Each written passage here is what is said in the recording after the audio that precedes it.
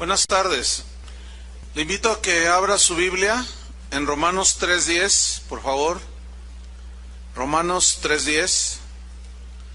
Vamos a seguir con nuestra serie El temor de Dios y hoy vamos a tocar el tema número 12, que se titula Gente sin temor de Dios. Esta es la primera parte de este tema de hoy, gente sin temor de Dios. Parte número 1. Y vamos a leer Romanos 3, versículo 10. Dice así: como está escrito, no hay justo, ni aun uno. No hay quien entienda, no hay quien busque a Dios. Todos se desviaron, a una se hicieron inútiles. No hay quien haga lo bueno, no hay ni siquiera uno.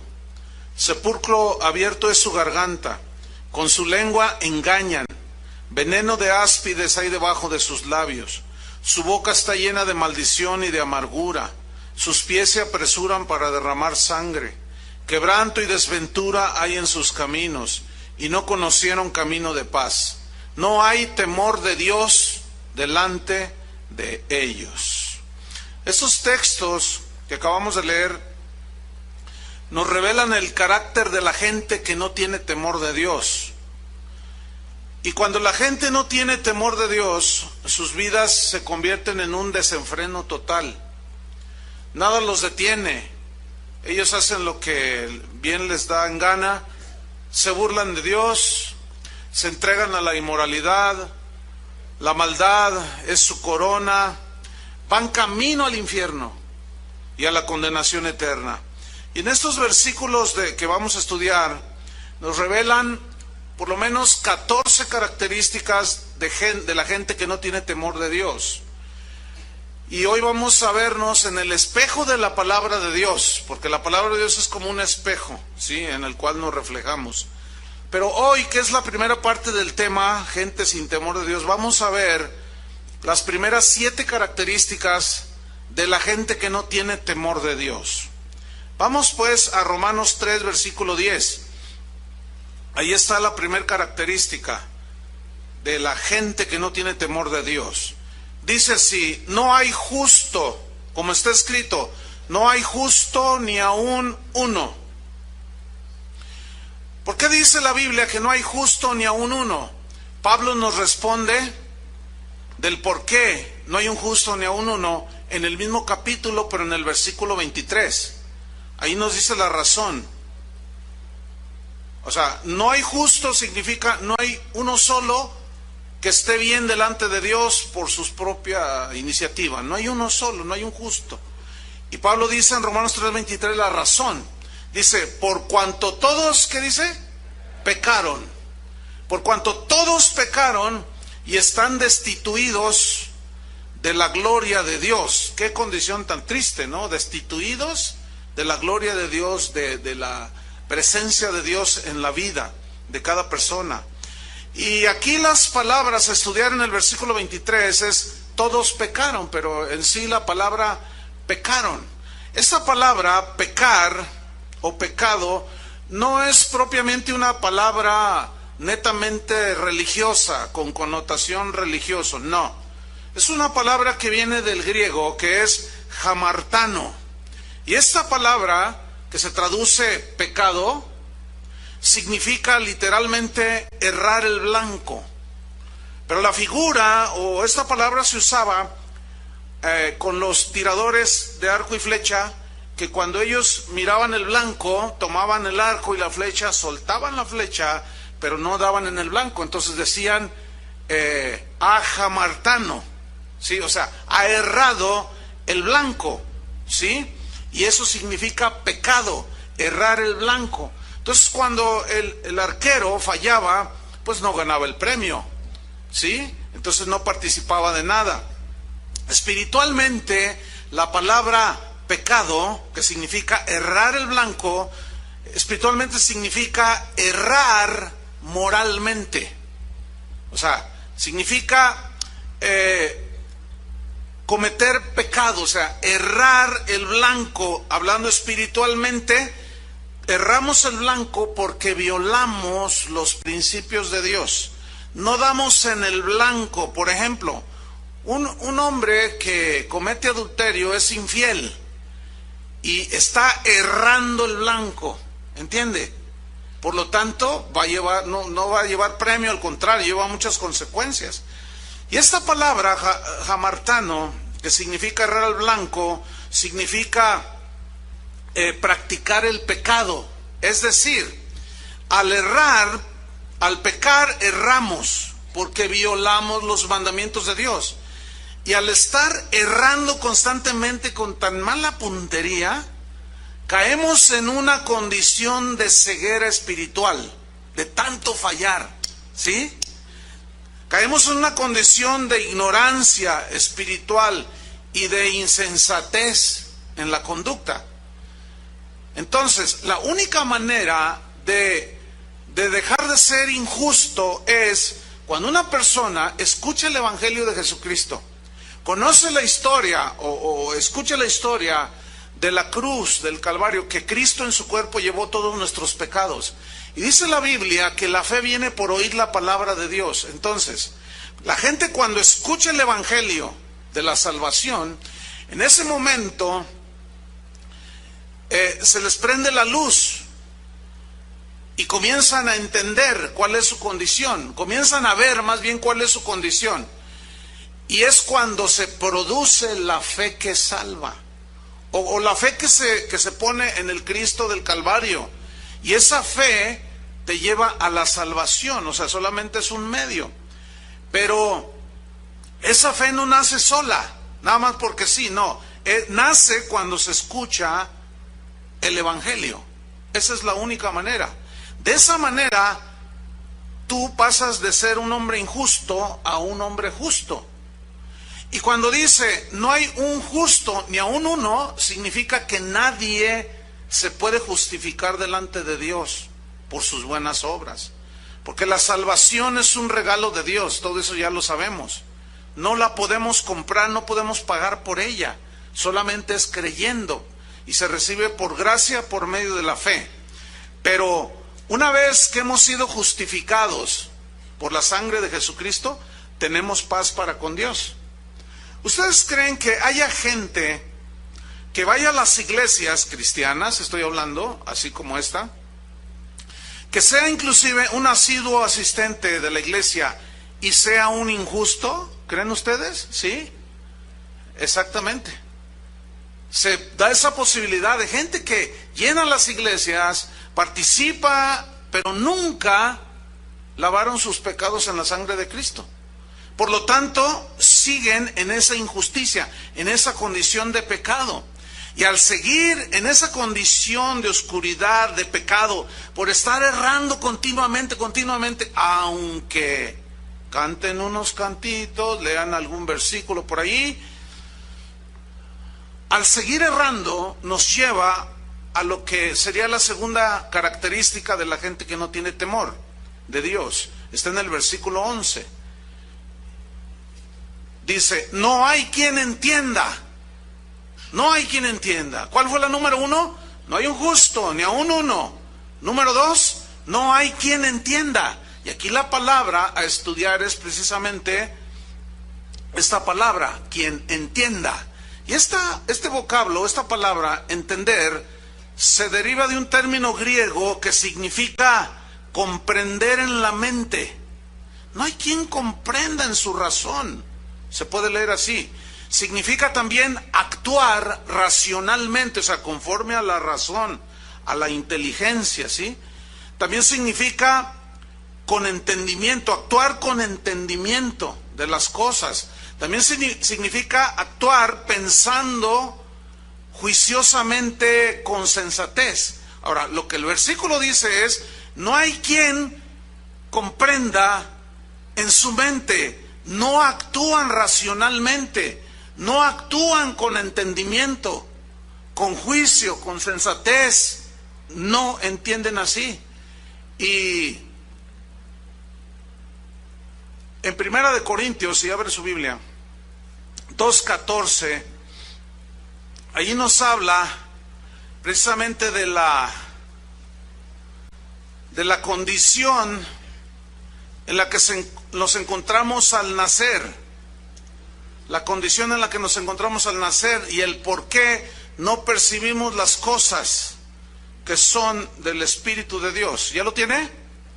Entonces, no podemos entender porque no hemos sido lavados con la sangre de Cristo. Pero los que hemos sido lavados con la sangre de Cristo podemos discernir y entender. Miren lo que dice aquí. 1 Corintios 2:14 dice, pero el hombre natural, ya les explicaré qué significa hombre natural, no percibe las cosas que son del Espíritu de Dios. Aquí percibir significa discernir, ¿sí? No las capta, ¿sí? Porque para él son locura y no las puede entender. Fíjense qué situación tan dramática, ¿eh? No las puede entender. No sé con usted qué pasó cuando le predicaron el Evangelio. Muchas cosas dije, ay, no es para tanto. Y se te hacían locura. Oye, entonces, dicen algunos, entonces si yo me hago cristiano ya no voy a poder irme con los amigos, ya no voy a poder ir a los casinos, ya no me voy a poder ir a los antros, a las fiestas y ponerme mis borracheras de vez en cuando, ya no voy a poder hacer nada de eso. Entonces tú le dices, no, eso es lo que justamente está llevando al infierno. Ah, no, qué tontería dices. Si eso es lo bueno, esa es la vida.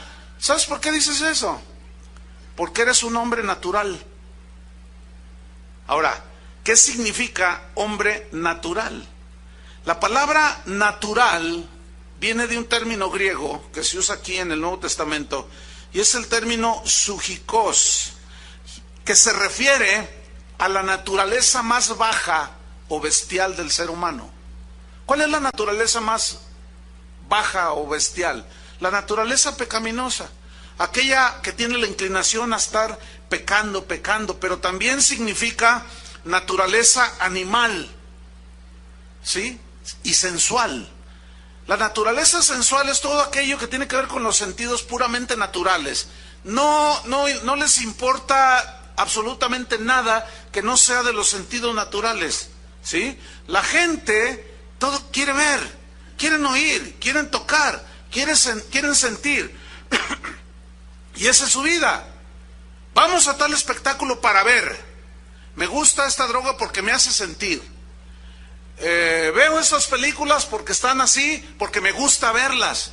A mí me gusta oír esto, me gusta comer esto, me gusta palpar aquello. Ese es el hombre sensual. La palabra sensualidad se refiere a los sentidos naturales. Eso lo vemos en el mundo, ¿sí? La sensualidad en todo su esplendor. ¿Por qué en la televisión para anunciarte unos chicles te sacan una chica desnuda o semidesnuda? Porque la gente ve, ¿entiende? Y eso es de los sentidos. Ese es el hombre natural, sensual, animal, natural completamente. No va más allá de un nivel más que el natural. Y la Biblia nos enseña que hay un hombre espiritual. El hombre espiritual es el que nace de nuevo y ahora ya valora las cosas espirituales, las compara con las naturales y por eso deja toda esa vida de sensualidad. ¿Por qué? Porque ahora ya encontró las riquezas en Cristo. Ahora, el hombre natural, una de las definiciones es animal bestial. ¿Por qué esta definición tan fuerte?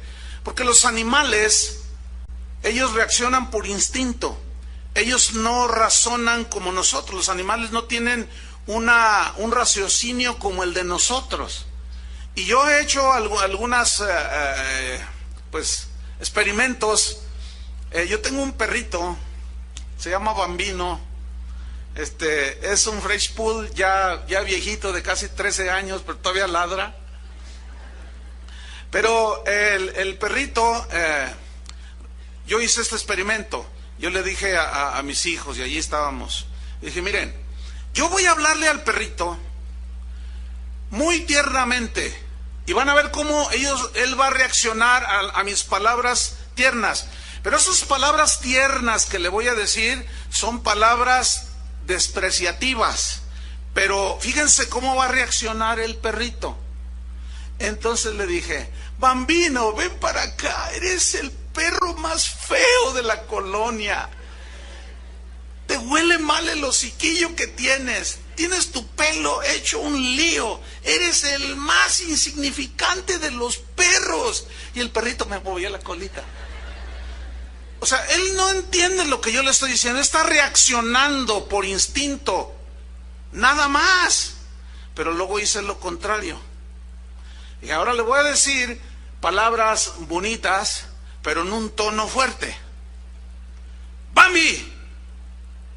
Y reacciona, ¿no? El Bambi. Ven para acá, tú eres el perro más hermoso de esta colonia. Tanto que te compro tus croquetas. Y te llevo al peluquero. Y tú eres el perro más... Y le corre el perro. O sea, él no está entendiendo mis palabras, porque él no las razona. Hermanos, no somos animales.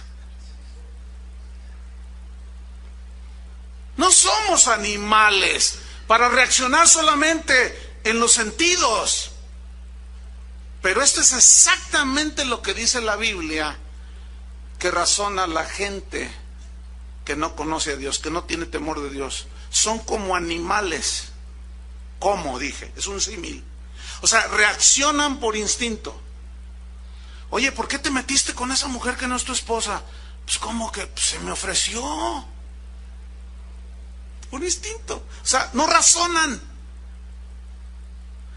Por lo tanto, su conducta, su actuar es irracional. ¿Sí? Entonces, al no tener la capacidad de comprender espiritualmente las cosas, comenzamos a actuar irracionalmente, sin entendimiento, sin juicio equilibrado. Mire, le voy a poner un ejemplo. El homosexualismo y el lesbianismo es un actuar irracional. ¿Por qué irracional? Sin un juicio certero. Mire, cuando usted nació, a su mamá le dijeron, ¿usted ha tenido qué? Los hombres dijeron un niño, las mujeres dijeron una niña.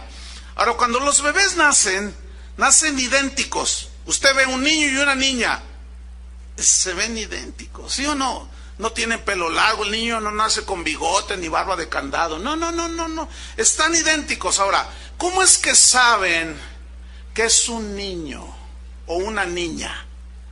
Por lo que tienen allí. Así de simple, hermano. Lo ven, dicen, este es un niño. Ahora, el médico no se equivoca, ¿sí o no? Ahora, ese niño comienza a crecer. Y bueno, pues es un niño. Tiene el miembro sexual que tiene un niño, y una niña tiene su equivalente también. Pero luego a los 17 años, a los 18 años, de pronto empieza a decir el muchacho. Dice, yo ya voy a salir del closet, dice, pues ¿estabas encerrado? Sí. Es que yo, dice, yo estoy atrapado, soy una mujer atrapada en el cuerpo de un hombre, dice. O al revés, yo soy un hombre atrapado en el cuerpo de una mujer. Oye, a ver, espérame. Iba a decir algo fuerte, así como no seas animal, pero no, déjenlo a un lado. Está muy fuerte eso. Pero simplemente mírense al espejo. ¿Qué tienen allí? Pues eso eres. El problema, ¿dónde está? En tu mente. En tu mente. Estás confundido acá arriba. ¿Por qué? Porque no hay quien entienda.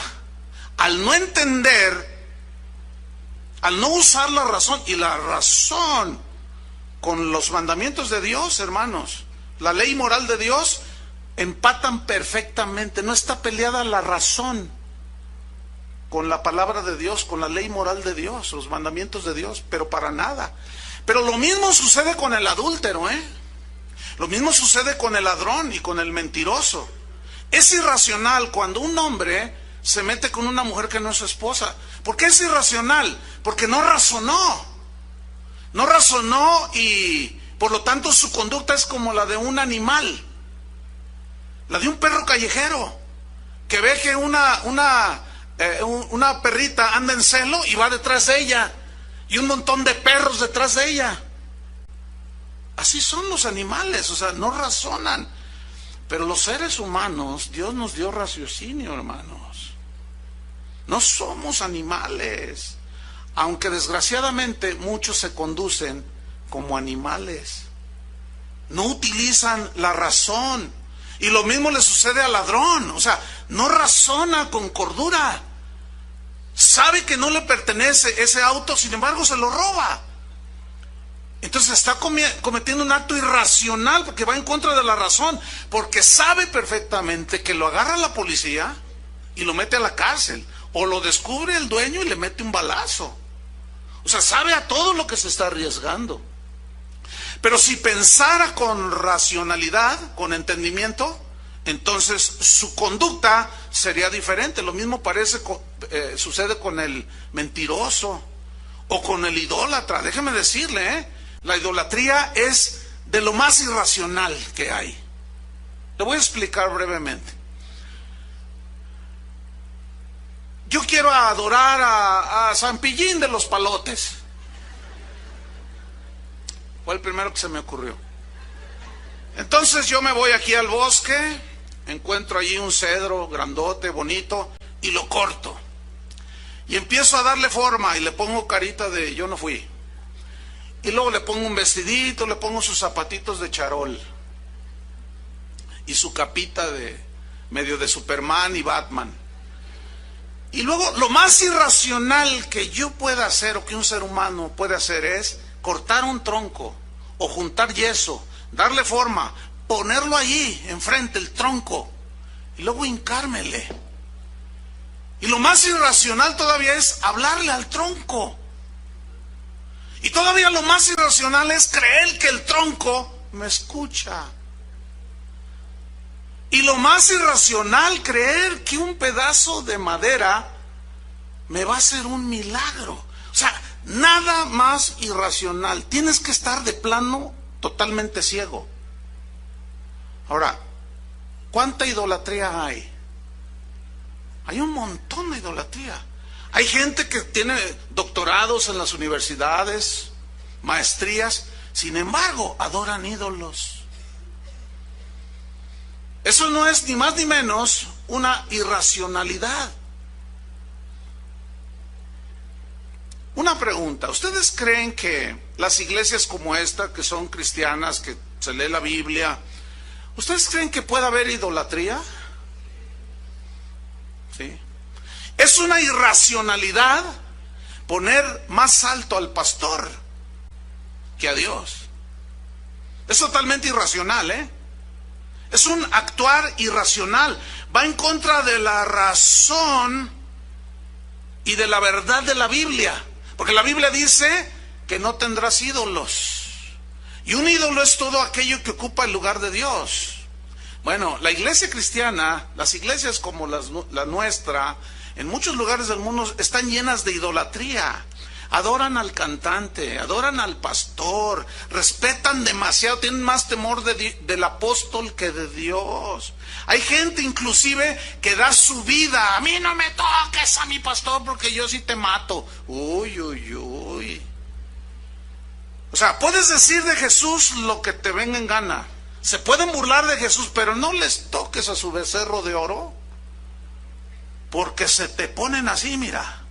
Eso se llama, mis queridos hermanos, idolatría. Ahora, tú les explicas, no, mira, a los hombres hay que respetarlos, honrarlos, pero nunca darles el lugar que tú le estás dando al pastor. Hay que respetarlo, porque es el hombre que Dios puso allí. Pero sobre ese pastor y sobre ese apóstol está Dios. Entonces, como que quieren entender. Y te dicen, no, bueno, sí, pero al mío, a mi pastor no me lo tocas. Y a mi cantante, no, ese me lleva al tercer cielo cuando lo oigo cantar. Ok, te lleva al tercer cielo cuando lo oyes cantar. ¿Y qué si ese cantante o esa cantante andan con doble vida y andan envueltos en el pecado, como si nada sucediera? ¿Qué? Bueno, allá su vida, a mí me bendicen sus cantos. ¿Ves cómo no usan la razón? No utilizan la razón. Entonces, el actuar sin entendimiento nos aleja cada vez más de Dios, porque nos hace cometer actos irracionales que van en contra de sus mandamientos. pero nos lleva a la peor de las situaciones, porque el pecado, como nos ciega, estamos errando constantemente y fallar constantemente, pues eso trae una ceguera y nos impide entender y nos lleva a lo que sería la tercera característica. ¿Cuál fue la número 1? No hay justo ni aun uno. ¿Cuál fue la número 2? No hay quien entienda. La número 3 está en el versículo 11, en la segunda parte. Dice, no hay quien busque a Dios. Aquí esta palabra, buscar, en el hebreo y en el griego tienen obviamente el mismo significado, pero esta palabra, buscar a Dios, no significa que Él está perdido y lo andas buscando, no. Esa es una palabra o una expresión que se conoce como hebraísmo, ¿sí? Cada vez que ¿qué es un hebraísmo? Es una expresión peculiar, muy propia, exclusivamente del pueblo de Dios, de los judíos, ¿sí? Hay muchos hebraísmos, así como nosotros tenemos nuestros mexicanismos, que son expresiones propias de nosotros los mexicanos, y tenemos unos jalisquismos también. Edad, ese es uno bueno. Un mexicanismo es, por ejemplo, decir, ¿ya les cayó el 20? Y ustedes dicen, pero los que nos están oyendo dicen, ¿ya les cayó el 20? ¿Qué se imaginarán? ¿Un billete de 20 pesos? Entonces van a decir, allá en Casa de Oración les caen billetes de 20 pesos. No, o sea, a veces me escribe la gente y dice, oye pastor, ¿qué quiere decir esto? Son mexicanismos, son expresiones propias, nada más nosotros las entendemos. Tú vas a cualquier otro país y di, te voy a explicar esto para que te caiga el 20. Y se quedan así, ¿el 20? ¿No entienden? Ese es un mexicanismo. Bueno, la palabra buscar a Dios es un hebraísmo que significa procurar continuamente a Dios. O sea, ir en pos de Dios cotidianamente. Es vivir con Dios todos los días. No como algunos que tienen en su auto, allá en el baúl, dicen en algunos países, en la cajuela, decimos nosotros, tenemos lo que es la rueda de refacción, que esa nada más lo utilizamos cuando la otra rueda se pincha o se desinfla, acá decimos se poncha, y nos acordamos y decimos, la llanta de refacción, ¿verdad? Entonces nos bajamos y sacamos la llanta de refacción, y muchos tienen a Dios como llanta de refacción. Nada más cuando se les poncha se acuerdan de Dios. O sea, viven su vida como si Dios no existiera, pero los corren del trabajo, los corretean los pandilleros, les roban el auto, qué sé yo, se enferman y vienen con cara del santo pillín. Y vienen, quieren utilizar a Dios como su llanta de refacción. Hermanos, eso no es cristianismo. Eso no es buscar a Dios. Buscar a Dios es vivir con Él cada día. Entonces, no hay quien busque a Dios. O sea, ¿dónde están los que continuamente viven con Dios? ¿Dónde están? Se ven muy poco. Pero también este hebraísmo, buscar a Dios, significa adorar. Adorar a Dios. Pero esa adoración no se refiere al cantar. Esa es una mínima parte. Sino se refiere a una clase de vida. Como tú te conduces en esta vida, con entendimiento, con inteligencia, con raciocismo, ¿sí? Con la razón de acuerdo a la ley moral de Dios. Entonces, cuando dice, no hay quien busque a Dios, habla, no hay quien viva una vida de adoración continua, que lo demuestre con su vida. ¿Dónde están? Hay una historia en el Evangelio de Juan, capítulo 4, que se conoce como la historia de Jesús y la samaritana. ¿La han oído? ¿Alguna vez la han leído, no? Déjeme así brevemente narrársela. Jesús llega y se sienta junto a un pozo. Y llega una mujer con un cántaro. Esta era samaritana. a sacar agua del pozo. Entonces Jesús le dice, mujer, dame de beber. Y la mujer le dice, no, ¿cómo? Tú no debes hablarme a mí. Judíos y samaritanos no nos tratamos. Tenían pleito los judíos y los samaritanos, ancestrales, por diversas razones. Se peleaban entre sí. Entonces Jesús le dice, mira, si tú vuelves a beber de esta agua de este pozo, del agua de este pozo, tú volverás a tener sed. Pero si tú bebes del agua que yo te daré, no tendrás sed jamás. Entonces, noten lo natural de la mujer. Nada más lo sensitivo de la mujer. Dice, el pozo es hondo y no tienes cómo sacar el agua. ¿De dónde tienes agua viva? O sea, todavía no entendía nada. ¿Cierto? Ok. Después le dice Jesús, mira, el agua que yo te daré es un agua que te va a calmar la sed de andar buscando por todos lados. Entonces la mujer le dice, Señor, bueno, dame de esa agua para que no tenga yo que volver a venir a sacar agua de aquí. Todavía seguía bien tapadita la señora. No entendía nada de lo que Jesús le estaba diciendo. Y así hay mucha gente, les estás explicando. Es muy posible que aquí hay gente, yo estoy explicando esto, nomás no les den, porque están tan ciegos. Bueno, entonces la mujer le dice, bueno, dame de esa agua para que no tenga yo que venir a sacar de esta agua de aquí. Y Jesús le dice, ok, ¿quieres agua? Sí. Dice, ve y trae a tu marido. Y justamente Jesús toca el punto más débil de la mujer samaritana. Entonces la mujer le dice, no tengo marido. Y Jesús le responde, bien has dicho, no tengo marido. Y Jesús le dice, porque 5 has tenido, y el que ahora tienes no es tu marido. 5 más 1 son 6. Esa señora, de verdad que le daba vuelo a la hilacha. Ese es un mexicanismo. Significa que hacía todo lo que quería. Bueno, esa señora había pasado por los brazos de 6 hombres. Primero fue 1, después fue 2, después 3, 4, 5, y seguía insatisfecha. Y seguía quitándole maridos a otras señoras. Era una que se catalogaría como una cualquiera quitamaridos, ¿cierto? Pero yo quiero que observen que en la historia de Juan 4, después la leen en su casa, cuando Jesús le toca el punto de su pecado, y si tú y yo nos queremos acercar a Dios, Él siempre va a tocar el punto de nuestros pecados. No hay otra manera. Entonces Jesús la mujer de una manera así, pero automática, como una actitud de defensa, de pronto se pone espiritual la señora.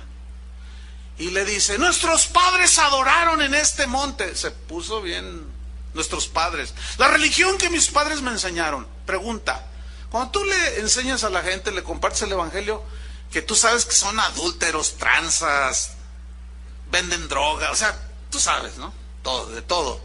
Y le empiezas a hablar del evangelio. ¿No sacan luego su banderita de su religioncita? Para lo que les ha servido su religión. Su religión no ha sido capaz de librarlos de la esclavitud de las drogas, de la esclavitud de los vicios, de la esclavitud del pecado. Pero inmediatamente sacan su banderita de su religión. No, a mí no me vengas a... No, la santa religión que ustedes, protestantes, ustedes son del diablo. Y te dicen que eres del diablo. Y ustedes, y que nosotros somos la iglesia verdadera. ¿Nosotros somos la iglesia verdadera? Déjeme decirle, hermano, la iglesia verdadera no está llena de adúlteros, ni de hechiceros, ni de idólatras, ni de homosexuales, ni de lesbianas. No, discúlpeme, no. Pero ¿qué sucede? Entonces la mujer se pone espiritual, la señora. Y Jesús le dice, mira, tú adoras lo que no sabes, le dice. Tú ni sabes lo que adoras. Así está la gente, hermanos, en una ceguera, o sea, no hay una búsqueda. Pero al no buscar a Dios, al no vivir con Él todos los días, pues ¿cómo van a vivir con Él? ¿Cómo van a tener temor de Dios? Mira lo que dice el Salmo 10, versículo 4. No hay quien busque a Dios. Y esta samaritana creía que teniendo un poquito de religión, rezando un Padre Nuestro, qué sé yo, el credo de los apóstoles, ya podía tener 6 maridos. No. Salmo 10, versículo 4. Mira lo que dice. El malo, por la altivez de su rostro, no busca a Dios. O sea, el malo, por la altivez, significa por el orgullo, la arrogancia. Yo no necesito, yo nomás Dios, allá está en su templo encerradito. Yo cuando me nazca el corazón, yo no soy hipócrita, yo voy cuando me nace. Pues por eso van cada año, ¿verdad? Entonces, o van a fin de año a darle 7, se dan su paseo por 7 templos. Así está la gente, esa es la condición objetiva y real de la gente. Entonces, como viven en un errar constante, piensan que por darle 7 vueltitas al templo, o por dejar de comer hamburguesas en Semana Santa, ya con eso Dios está contento con ellos. No, los han engañado. No, porque eso no es buscar a Dios. El malo, dice, por la altivez de su rostro no busca a Dios. No hay Dios en ninguno de sus pensamientos. No hay Dios, o sea, se levantan pensando a quién transan. Se acuestan esperando soñar cómo van a transar cuando se levanten. ¿Cómo van a hacer lo malo? Esa es la condición real de los seres humanos. ¿Cómo vengarse? ¿Cómo hacer cada cosa que los seres humanos solemos hacer? ¿Qué condición tan lamentable? Ahora, el no buscar a Dios, como consecuencia, el no caminar con Dios, nos lleva a desviaciones de todo tipo. Esto nos lleva a la 4ª característica de la gente que no tiene temor de Dios. ¿Cuál fue la número 1? No hay justo ni aun uno. La número 2, no hay quien entienda. La número 3, no hay quien busque a Dios. La número 4 está en el versículo 12. Todos se desviaron. Es lógico. Al no tener a Dios como el centro de tu vida, te desviaste. Todos se desviaron. Ahora, aquí la palabra a estudiar es desviaron, que significa apartarse de, en este caso de Dios. Significa volverse de, o sea, como ir en pos de alguien, detrás de alguien, pero de pronto regresarse y ya no ir en pos de él. En este caso es de Dios. Habla de apartarse de Dios. Y el que se aparta de Dios, indefectiblemente terminará yéndose detrás de sus pasiones desordenadas, que la Biblia las llama desviaciones. Y hay un montón de desviaciones. Déjenme leerles una historia bíblica en Génesis 19, versículo 1. ¿Han oído hablar de las ciudades de Sodoma y Gomorra? Bueno, déjeme, en Génesis 19, déjeme darle un breve contexto anterior de esta historia. Resulta que Abraham, que era un hombre que Dios, con el cual Dios a él se le reveló el Señor, y Abraham se hizo un creyente del Dios verdadero, del Dios invisible, del que no se ve. Él no tenía que adorar ídolos. Entonces Dios prosperó de una manera extraordinaria, materialmente hablando, a Abraham. Era un hombre riquísimo, pero era más rico espiritualmente, es el padre de la fe.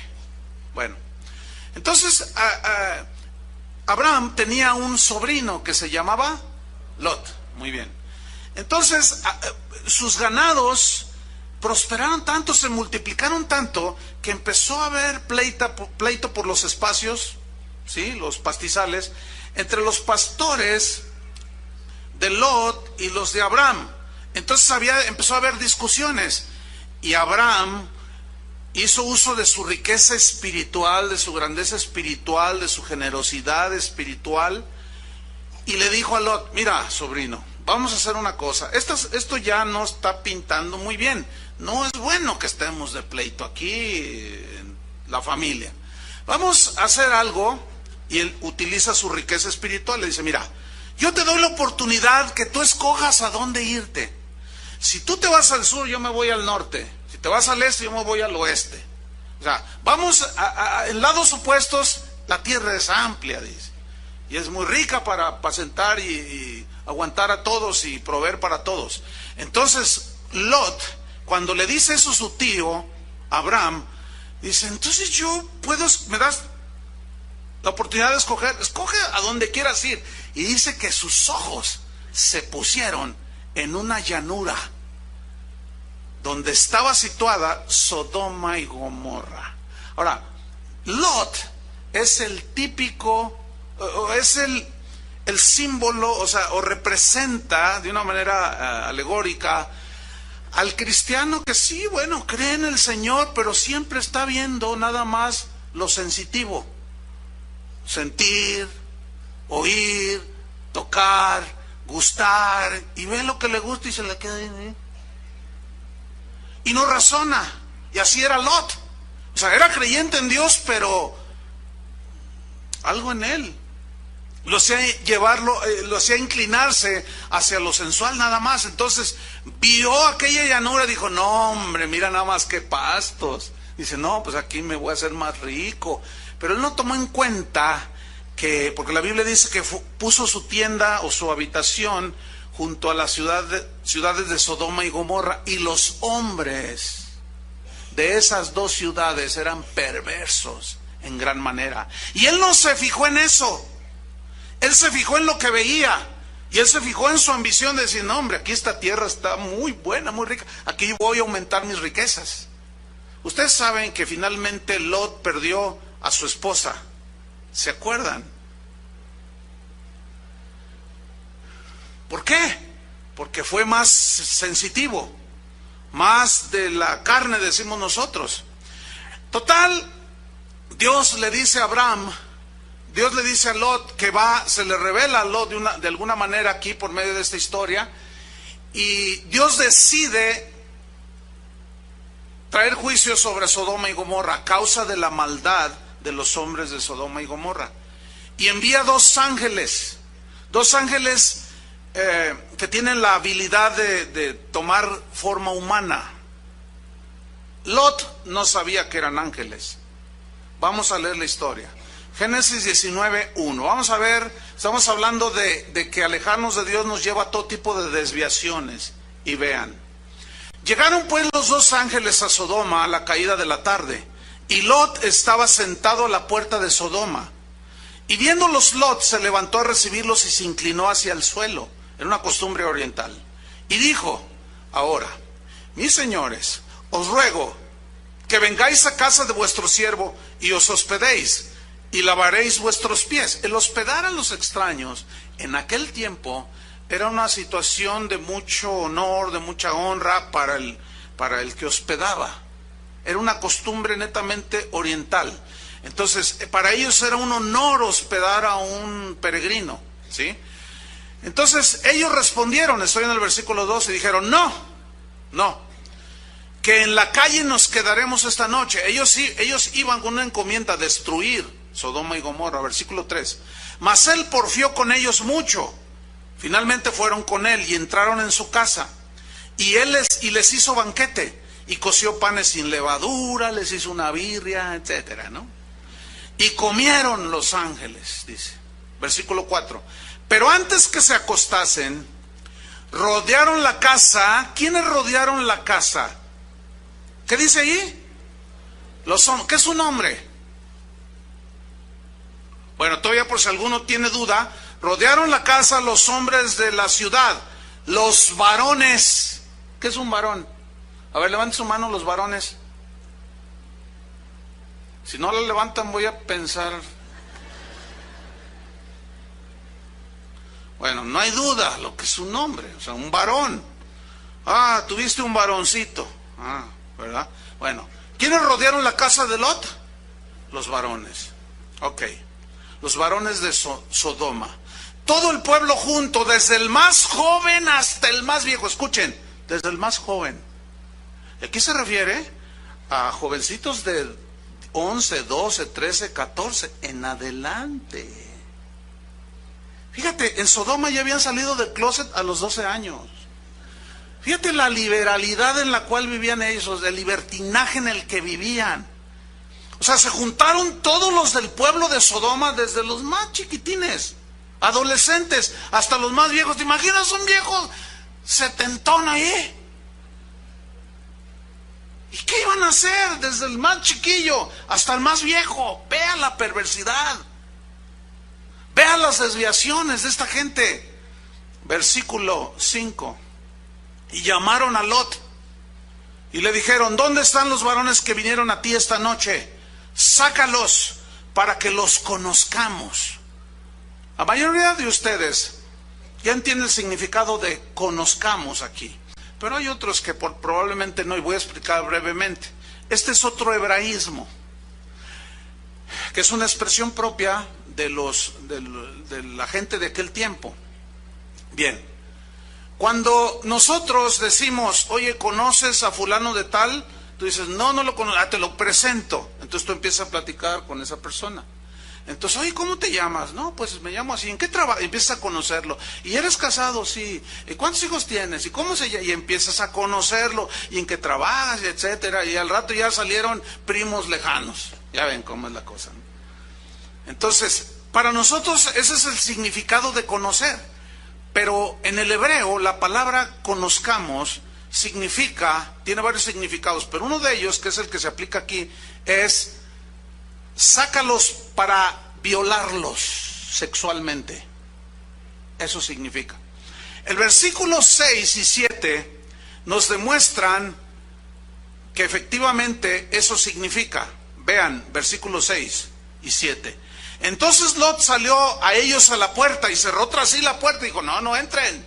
Versículo 7. Y dijo: os ruego, hermanos míos, que no hagáis tal maldad. O sea, en el contexto nuestro, conocer a alguien no es una maldad, ¿verdad que no?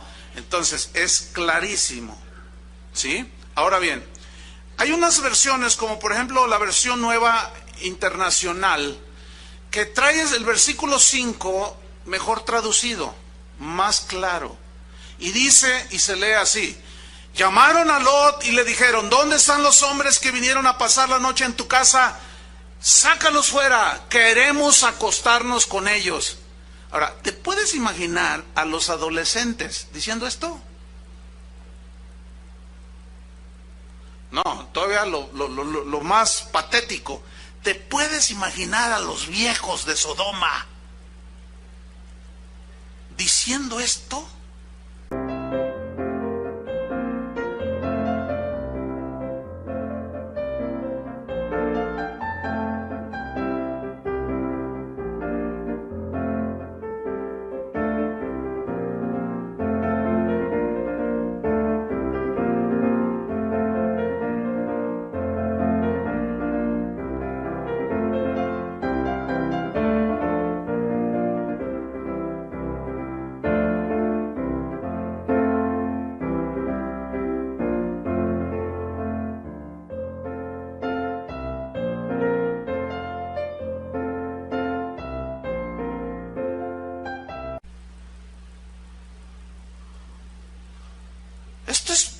Esto es totalmente irracional, vergonzoso. Eran unos pervertidos estos. Ahora, la versión Palabra de Dios para Todos se lee así, el versículo 5. Este todavía es más clara, dice: llamaron a Lot y le dijeron: ¿dónde están los hombres que llegaron esta noche? Hazlos salir, queremos tener relaciones sexuales con ellos. Imagínate a tu hijo de 12 años diciendo eso allá en la calle. Imagínate a tu hijo de 14 años. Oiga, señora, su hijo anda violando a otro muchacho allá afuera. ¿Te puedes imaginar? O sea, así como que suena tan burdo, tan fuerte, tan desagradable. Ahora, imagínate los viejitos queriendo tener prácticas sexuales, homosexuales. Esta gente terminó siendo desaparecida del mapa por Dios. ¿Por qué? Porque Dios aborrece el pecado y las desviaciones. Estas son de las peores desviaciones que hay en la raza humana. Porque es tal la irracionalidad. Estos no solo habían pervertido las relaciones santas entre un hombre y una mujer, sino que aparte ya se fueron al extremo esta gente, desde el más joven hasta el más viejo. Qué triste condición. Ahora, todo esto lleva a los seres humanos a arruinar todo. Y esto nos lleva al quinto punto, o la quinta característica de las 7 que estamos viendo. ¿Cuál fue la número 1? No hay justo ni aun uno. Número 2, no hay quien entienda. Número 3, no hay quien busque a Dios. Número 4, todos se desviaron. Y número 5 está en el versículo 12 también, en la segunda parte. A una se hicieron inútiles. Pero este no es en el sentido que Paquita, la del barrio, lo dice. No.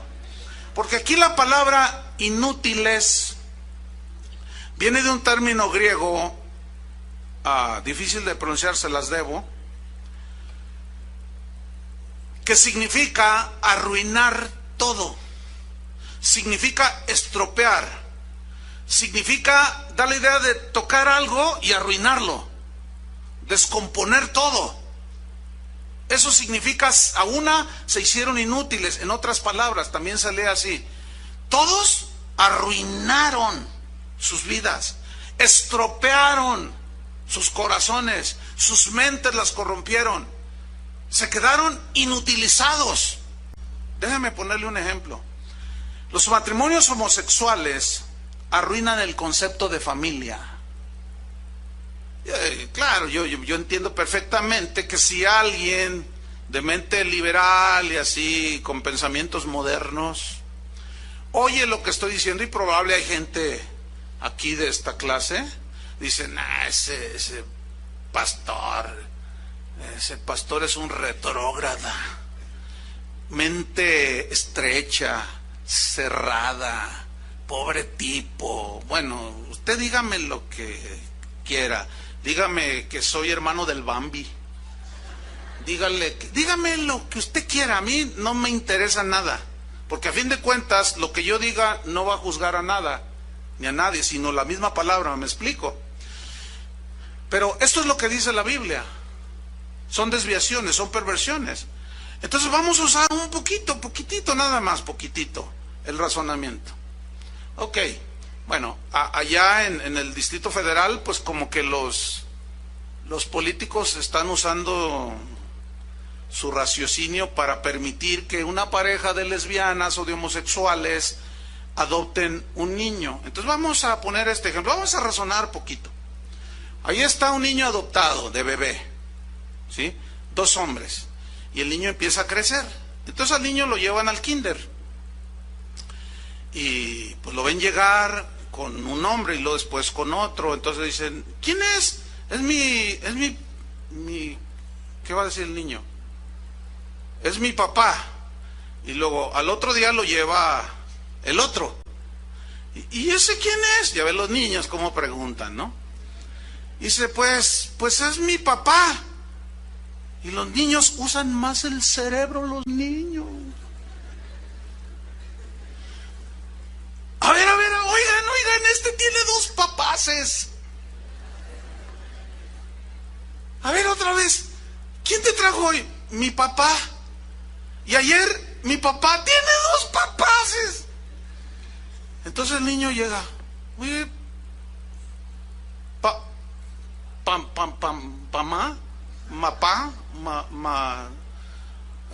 ¿por qué todos los niños tienen mamá? ¿Dónde está mi mamá? ¿Qué le van a decir estos irracionales? ¿Qué le van a decir? Yo sé lo que le van a decir. Mira, yo soy tu papá y ella es tu mamá. O ella es la que la hace. O sea, ven la irracionalidad, hermanos. Claro, otra vez, repito, yo sé que esto lo va a escuchar quien sea, hasta los de los derechos humanos, y dicen, ay, cuidado con ese pastor. Ese va a ser un peligro para la sociedad jalisciense. No. Bueno, yo sé que esto es una agresión. Ellos agreden a Dios y su palabra, ¿cierto? Dios los agrede a ellos. No hay conciliación ahí. No hay. Esto no es mío, yo simplemente estoy diciendo lo que dice la Biblia. Entonces, señores de los derechos humanos, yo nada más estoy leyendo lo que dice allí. En todo caso, reclámenle al autor de ese libro y demándenlo. Bueno, arruinan, los matrimonios homosexuales arruinan, destruyen, estropean, inutilizan el concepto de familia. Bueno, el adúltero arruina su familia, arruina su vida, la de sus hijos. El ladrón arruina su vida porque si lo agarran lo meten a la cárcel, le pueden dar 10, 15 años, desperdiciando y estropeando 15 años de su vida en la cárcel. El fornicario arruina su cuerpo porque se expone a un montón de enfermedades, porque la promiscuidad produce eso, enfermedades. El mentiroso arruina su alma porque le miente a sus hijos, le miente a su esposa, le miente a su esposo y arruina su alma. Y Jesús dijo que la verdad sale ¿a dónde? A la luz. Y queda en vergüenza el mentiroso y al rato ya no sabe qué decir ni qué hacer, y arruina y corrompe sus pensamientos y su alma. Entonces el pecado, estamos viendo cómo nos aleja de Dios, pero no solo nos aleja, nos arruina, nos destruye. Hay una historia bien impactante de un hombre llamado Ted Bundy. No sé a cuántos les suene este nombre. Bueno, Ted Bundy, ¿quién era? Era un americano, un norteamericano, que fue un asesino en serie allá en los años 80 en los Estados Unidos. Este hombre se dedicó a violar mujeres jóvenes, las violaba, las secuestraba, las violaba. Si duraba una semana con ellas, 15 días, todos los días las violaba y violentamente, y después las asesinaba. Y algunas las cortaba en pedazos, las enterraba en partes. Otras las metía quién sabe dónde. Un desastre. Tú dices, ¿cómo es posible? Bueno, este señor Ted Bundy fue entrevistado un día antes por un cristiano, un doctor llamado James Dobson. Ustedes pueden buscar en internet esta historia y ahí está. Esa imagen que ves de Ted Bundy fue un día antes de su ejecución. Él murió ejecutado en la silla eléctrica. Bueno, en ese video él le pregunta al señor Dobson, le pregunta: oye, ¿cómo fue que tú empezaste? ¿Cómo piensas tú que inició esa inclinación a violar mujeres y a después asesinarlas? Y el hombre respondió, pongan mucha atención, varones sobre todo. El hombre dijo: es que a muy temprana edad, aparte, debo decir algo, sus padres eran cristianos, él asistió a la iglesia cristiana hasta la adolescencia, pero nunca nació de nuevo. Y él dijo: yo me empecé a aficionar a la pornografía. Escuchen bien, varones, porque las autoridades no le dan esa importancia. Porque si le dieran esa importancia, combatirían no solo la pornografía infantil. A ese sí se van, pues se asustan que porque los niños, bueno, sí, obviamente está bien, pero ¿y de la otra qué? Bueno, es que cada quien hace lo que le da su gana, tenemos libertad para hacer. Esa es la banderita que esgrimen mucho, la de mis derechos. Déjenme ilustrarles esto y lo ridículo de esa banderita. De mi libertad, y yo puedo hacer lo que quiero de mi vida, yo puedo hacer de mi vida lo que quiero, porque esa es la bandera que esgrimen muchos. Yo hago de mi vida lo que me da mi gana y nadie me puede impedir, y yo vivo como quiero, dicen ellos, ¿no? Así con un ímpetu y un fervor digno de aplaudirse. Bueno, déjame ilustrárselo. Yo tengo en mi cartera una licencia o un permiso de conducir un auto. ¿Quién me otorgó ese permiso? El Estado. Entonces, una vez con esa licencia en mi poder y tengo un auto, yo soy libre de hacer lo que quiera e ir a donde quiera, ¿sí o no? Yo soy libre de subir una vaca a mi carro. ¿Quién me puede decir que no? Yo soy libre, ahorita si yo quisiera me bajo, agarro mi auto y me voy a Puerto Vallarta. Nadie me puede impedir que yo vaya desde Chiapas hasta Tijuana. Yo puedo ir a donde me da mi gana y es una libertad y un derecho. Y nadie me...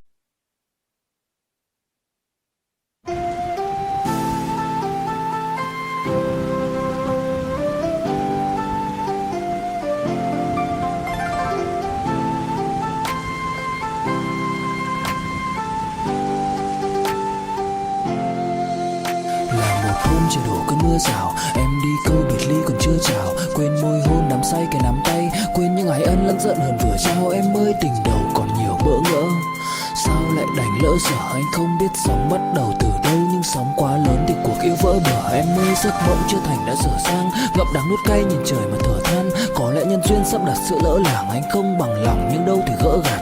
Vài kỷ niệm nhật ký vẫn ghi chép, vài đoạn phim còn lưu lại chi tiết. Đớn đau nào não nề như khi biết đoạn kết thê lương trên dòng sông ly biệt. Em ơi chờ đợi cả thanh xuân như cánh hoa 10 giờ, vẫn y nguyên cảnh vật nhưng chúng ta bây giờ đây thành người thừa. Pues, ¿a dónde vas? Pues voy acá a Manzanillo, a Puerto Vallarta. ¿Y por qué vas allí? Pues ¿qué te interesa? Le voy a decir. ¿De cuándo acá uno tiene que dar cuentas a dónde va? A mí el Estado, tengo permiso de manejar y ir a donde quiera. Ok, el Estado me dio permiso. Tengo libertad de ir a donde yo quiera, de tener el auto que quiera. Pero escúchenme, esa libertad y ese permiso que me da el Estado de conducir un auto me autoriza a ir a 180 kilómetros por hora en el periférico, o aquí por la de Federalismo, y voy a 180 kilómetros por hora y de pronto va atravesando una familia que van a ver a las marionetas gigantes. Y va el papá con su mamá y sus 3 hijitos de la mano, y ahí va el que tiene la libertad de hacer lo que le da su gana con su auto, y los arrolla. Y a los 5 los mato. La policía me va a detener.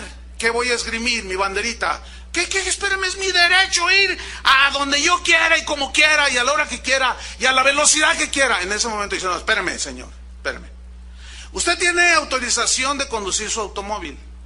Usted tiene autorización de ir a donde quiera, pero no de rebasar los límites permitidos.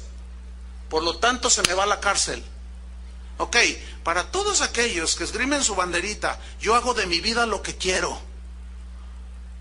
Hago lo que me da mi gana. Ese es el mismo argumento. ¿Qué le van a decir a Dios? Sí, tú tenías libertad para todo, pero había límites, mi estimado. Tu esposa solamente. Lo ajeno no era tuyo. No, pero que no vale ese argumento. ¿Se fijan ya? Ya salió a la luz. Ya quedó expuesto. No es un argumento racional, equilibrado. Es un argumento torpe. Sin embargo, habrá quien siga insistiendo, yo hago de mi vida lo que quiera. Haz de tu vida lo que quieras. Pero un día vas a...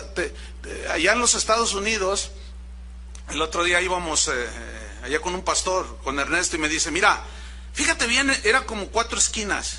Y me dice, mira, fíjate bien allí, ¿qué ves? Le digo, no, pues no veo nada. No, mira eso, eran cámaras. Dice, mira, todas esas son cámaras. No se ven. Dice, pero están dirigidas de tal manera que si tú te pasas el alto o vas en siga y excedes el límite de velocidad, te toman una fotografía y te llega el ticket a tu casa y te llega, dice, una multa de $1,200 y tú dices, ay Dios, no, yo no fui, y ahí está la foto y toman de todos lados, toman la foto porque se dispara automáticamente los que se pasan un alto y los que van a exceso de velocidad, y no puedes decir no. Bueno, ¿sabes que Dios ve todo? Y que tiene una Sony, pero de esas... Tú vas a decir, no, es que yo eso no, ¿cómo no? Mira, ahí te va tu ticket. Mira, aquí está la foto. Mira, aquí está el video. No os hagáis, dice el Señor. Por más que quieras evadirte, no se puede. No, si no nos podemos evadir ya de la tecnología y todo sale, imagínate de Dios. Bueno, Ted Bundy, mis queridos hermanos, fue ejecutado el 24 de enero de 1989. Una muerte trágica, electrocutado. La pena capital le aplicaron a este hombre. ¿Y todo por qué? Por su desviación. ¿Cómo se originó esa desviación? Adiccionándose a la pornografía. Mucho ojo. Hay muchos hogares dentro de las iglesias afectados porque el varón mayormente es aficionado a la pornografía. O le paran o le siguen. Y tú puedes decir otra vez, pero no me atrapa a mí. Cuando yo quiero la dejo. Eso dicen todos los drogadictos. Eso dicen todos los adictos. Y de pronto ya no pueden salir de allí. El único que te puede sacar de allí es Jesucristo. Qué tremendo, ¿no? Entonces, al no entender, abandonamos a Dios, no lo buscamos, y esto nos desvía, toda clase de desviaciones. Hacen un desastre, nos lleva a la ruina, nuestra vida es un desastre, y la caída al vacío sigue sin detenerse, y esto nos lleva al punto número 6. ¿Cuál fue el número 1? No hay justo ni aun uno. El número 2, no hay quien entienda, no hay quien busque a Dios. El 3, el 4, todos se desviaron. El 5, a una, estropearon todo, se hicieron inútiles. La número 6 está en el versículo 12, en la tercera parte. No hay quien haga lo bueno, no hay siquiera uno. Este verbo o esta frase, no hay quien haga lo bueno, significa que no puede practicar la vida justa delante de Dios, porque pues cómo, si no camina con Él, si no tiene entendimiento, no hay temor de Dios, entonces sus caminos son torcidos, no son rectos. Alguien que camina haciendo lo bueno, una vez que Jesús ya vino a tu corazón, ¿a cuántos ya llegó Jesús a su corazón? Y ya dejaste los desvíos, Dios los comenzó a corregir tus caminos, ¿sí ¿no es cierto? Tus pensamientos los comenzaste a ordenar también. Tus conductas, por obvias consecuencias, también comenzaste a corregir y empezó tu vida. Pero eso provocó que empezaras a notarte de entre los que no tienen temor de Dios. ¿Me explico? Y ahí es donde empieza el rechazo, donde empieza el ataque, donde empieza la burla. Ahí es donde... Y es cuando, no sé cuántos de ustedes se han sentido en algún momento, se han sentido como que son solos, como que, se siente como en una isla. Bueno, hubo un hombre llamado Elías. Ese hombre era un hombre de Dios tremendo, obediente, un hombre poderoso en su caminar, un hombre santo. Y dice la Biblia que se enfrentó a unos profetas de un ídolo que se llamaba Baal. Y los desafió, y hay una historia muy tremenda allí, y Dios se reveló a él, se manifestó, y se reveló como el Dios de Elías. Pero hubo un momento en que el profeta dijo, solo yo he quedado. O sea, era tan escasa la gente que buscaba a Dios, era tan evidente las desviaciones que había en la gente de ese tiempo, era tan evidente la idolatría, era tan evidente la perversión sexual, todo. No buscaban a Dios, no entendían, todos desviados, que Elías dijo, solo yo he quedado. Pero Dios le dijo, no, Elías, no. Yo me he reservado a 7,000 que no han doblado sus rodillas ante ese ídolo abominable Baal, tampoco le han besado los pies.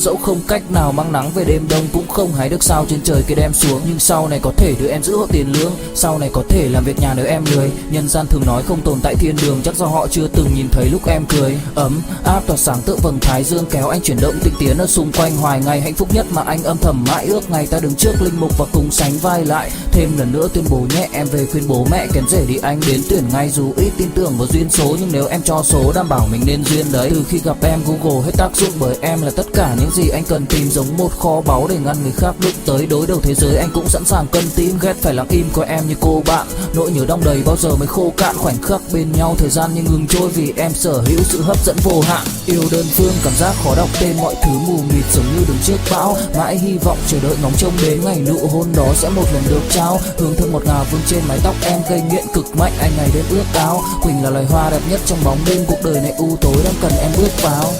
Đưa cho anh cái bản đồ vì anh sắp lạc bên trong đôi mắt kia. Hãy đưa cho anh cuốn từ điển vì cảm xúc này anh không thể cắt nghĩa. Chuẩn bị đưa anh. Entonces 7,000, tú puedes decir, bueno, una buena cantidad. La Biblia lo llama remanente, y remanente significa una pequeña cantidad. Ahora, en los tiempos de Elías, algunos los entendidos en esto aseguran que había más de 350,000 personas en la región donde Elías vivía. 350,000 contra 7,001 es muy poco, ¿no es cierto? Muy poco. No se palpa, no se siente. A veces hay gente que me dice, oiga pastor, usted tiene una iglesia grande. Yo les digo, no, está bien chiquita. No, sí. Otros me han dicho, no, usted tiene una mega iglesia. Porque una mega iglesia se considera, según eso dicen pues, yo no lo veo de esa manera, se considera de 1,000 personas para arriba. No, usted tiene una mega iglesia, porque así aquí asisten miles de personas. Yo les digo, no, es una pequeñísima iglesia. No, usted tiene una, que no. La zona metropolitana de Guadalajara tiene aproximadamente 5 millones de habitantes, ¿sí o no? Pregunto, ¿hay 10% de cristianos? Que equivaldría a 500,000. ¿Dónde están? Es más, le voy a decir algo, si acaso llegara algún porcentaje, es ni al 1%. 50,000 cristianos en Guadalajara, no los hay. Junte a todas las iglesias de Guadalajara y va a ver que no, si llegamos a 20 y tantos mil, son muchos. Yo me siento como una isla, aunque vea aquí un par de miles de personas, y otros en la reunión de las 8 y otros tantos en la reunión del sábado en la noche. No, son poquísimos. Y a veces ves alrededor y dices, ay Dios, ¿solo nosotros hemos quedado? No, hay otros definitivamente, pero siempre serán los menos. Eso es lo triste. Mira lo que dijo Jesús, Mateo 7:13, vámonos rápido sobre el final. Mateo 7:13 dice así: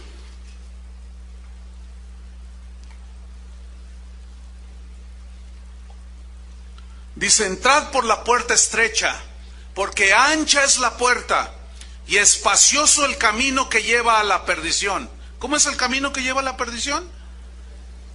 Espacioso. Significa donde te dejan hacer lo que tú quieras, donde tu arena gana. Donde tú puedes hacer lo que tú quieras. Se vale de todo, hermanos. Dios es amor, gloria a Dios. Pero escúchenme, no es verdad. Pregunta, ¿ustedes creen que haya iglesias que caminen el camino espacioso? Pero enteritas muchas de ellas. Y van camino a la perdición.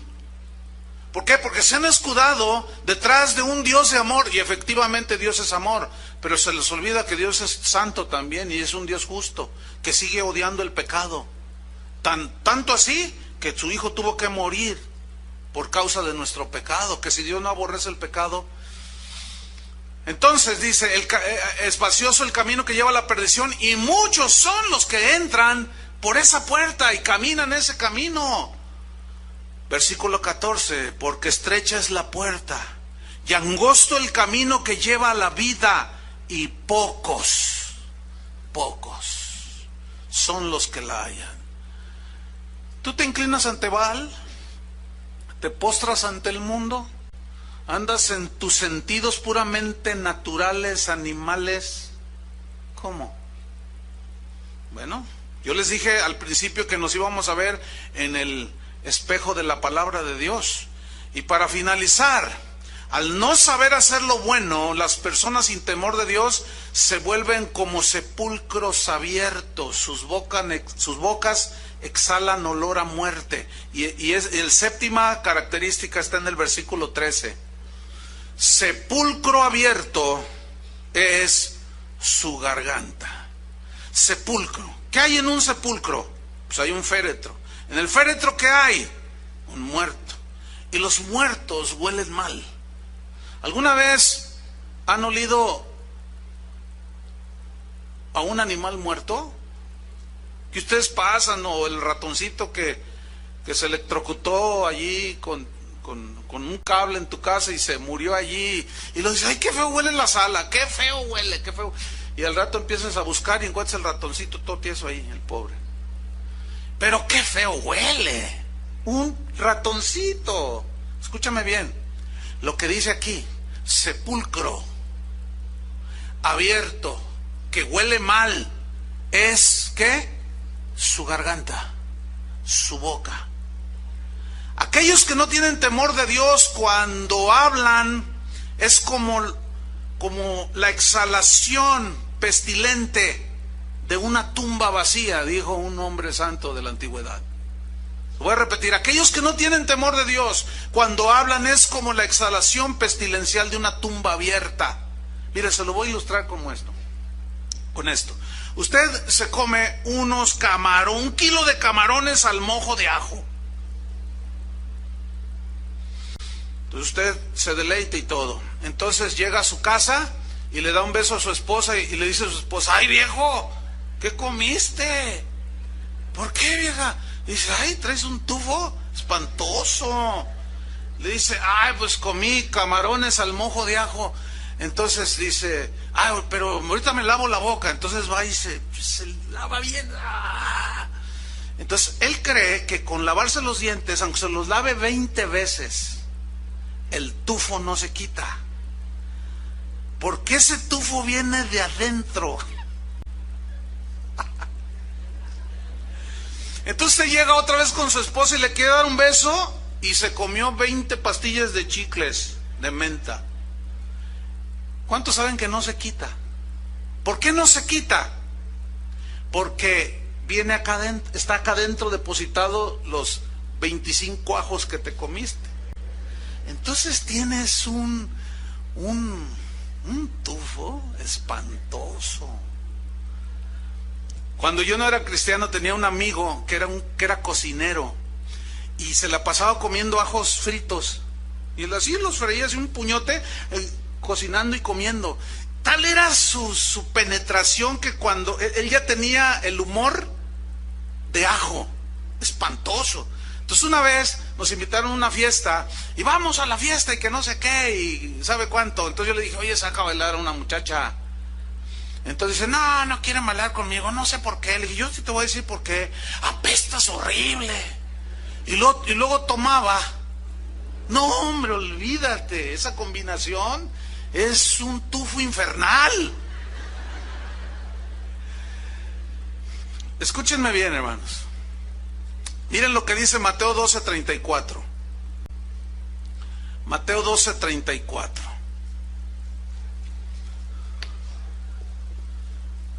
Y ya nos vamos sobre el final. Mateo 12:34. Dice así: generación de víboras. Esto no es para ustedes, Dice, ¿cómo podéis hablar lo bueno siendo malos?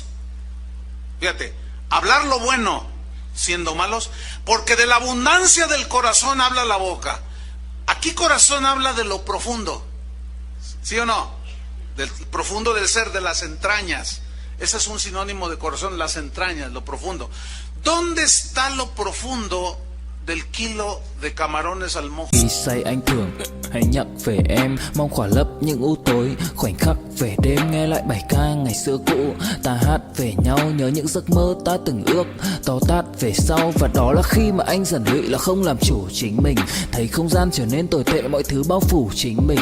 Em đâu còn như điều anh mơ, anh cũng tự nhủ chính mình, nhưng mà thôi em, nào ai giỏi mà đủ tính tình, chẳng thể vươn tới được cảnh cao dù anh có nhã ý trèo.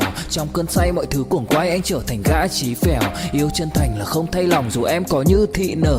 Ý anh là em như cô Tấm nhìn em như thị nở. Đêm vắng nàng ngón tay xám vàng vì đốt cả bao thuốc lá. Căn phòng chung ký sữa nồng ấm bây giờ sao bút giá. Một thói xấu mà anh đã quen khi em không ở bên lâu. Anh thường ngồi trong một góc tối nhậu suốt cả đêm thâu.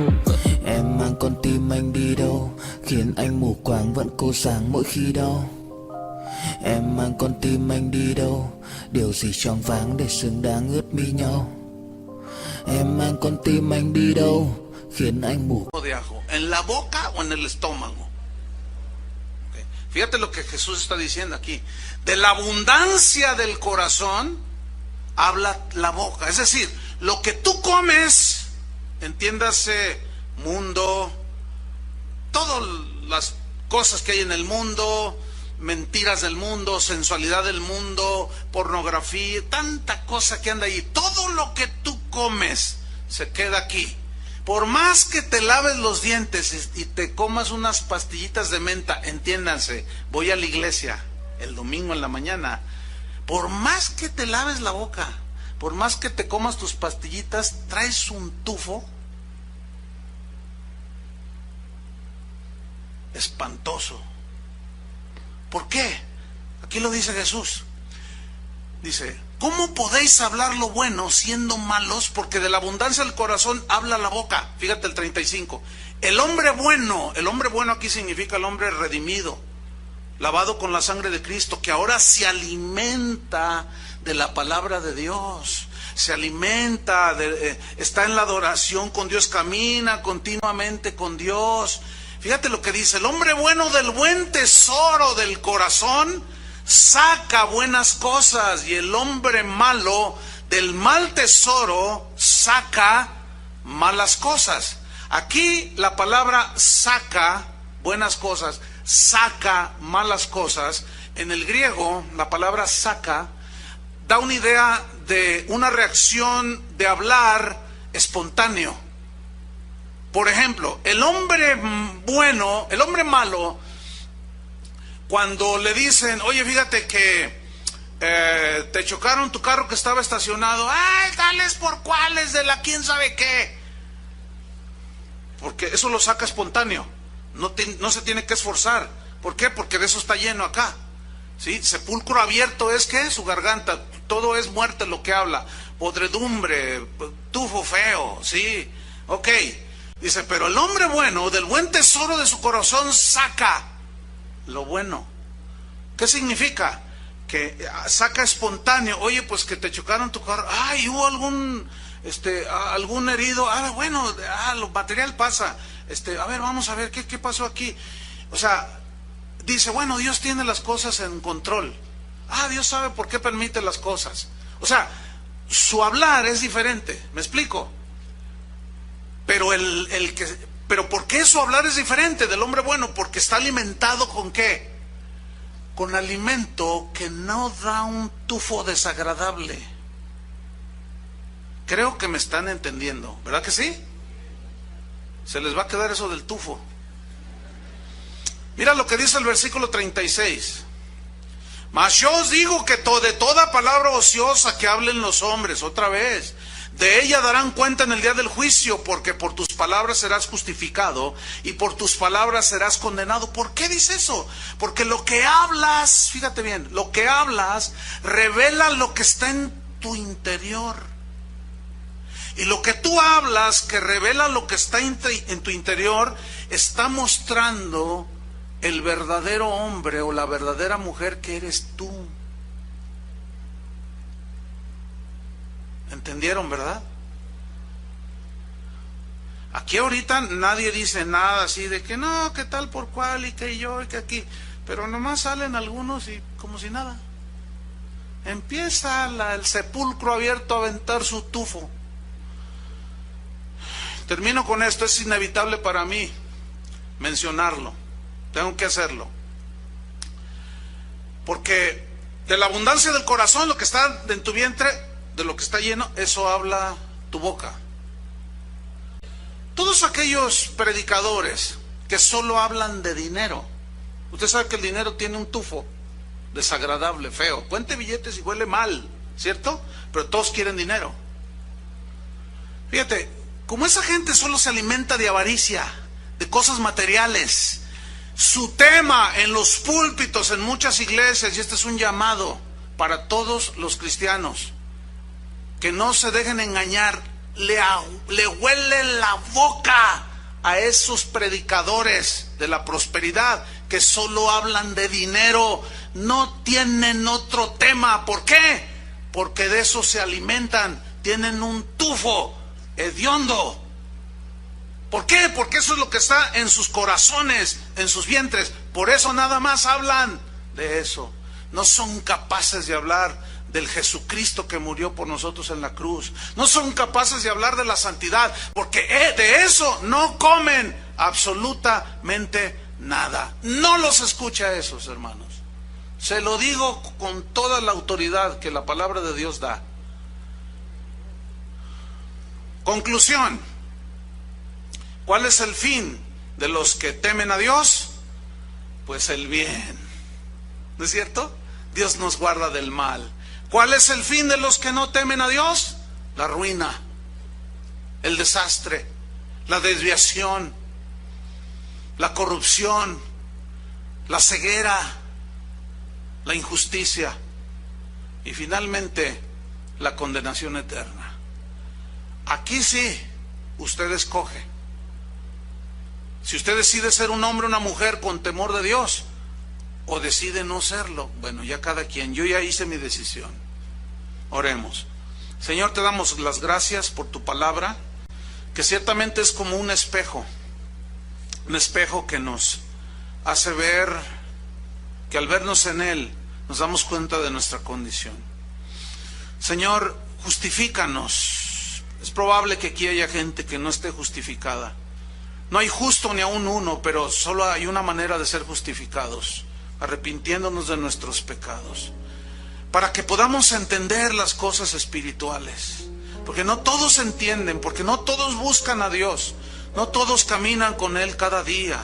Algunos solo lo tienen como una rueda de refacción guardada en la cajuela y se desviaron. Señor, endereza nuestros pasos, nuestras mentes desviadas, nuestros pasos. El pie derecho va hacia la izquierda y el izquierdo va hacia dirección opuesta y nos tropezamos cada rato. Estamos errando constantemente el blanco y nos desviamos. Y todo lo arruinamos. Arruinamos la familia, la iglesia, el trabajo. Todo lo arruinamos, Señor. Ten misericordia. Ayúdanos, Señor. Justifícanos. Límpianos con tu sangre para hacer lo bueno. Señor, que nuestra boca dé un aliento deleitoso, fresco ante tu presencia, Señor. Porque de la abundancia del corazón va a hablar nuestra boca. No queremos ser sepulcros abiertos, donde el hedor de muerte surge de una manera espontánea, no. Señor, pon tu temor, porque tu temor en nuestro corazón nos librará del mal, de la irracionalidad, de la injusticia, de la desviación. Que tu temor, Señor, nos guíe todos los días de nuestra vida hasta que tú vengas, Señor. Esa es nuestra oración. No pedimos otra cosa, sino que tu temor nos guarde de todo mal. En el nombre de Jesucristo te lo pedimos, Señor. Amén. Que Dios les bendiga a todos.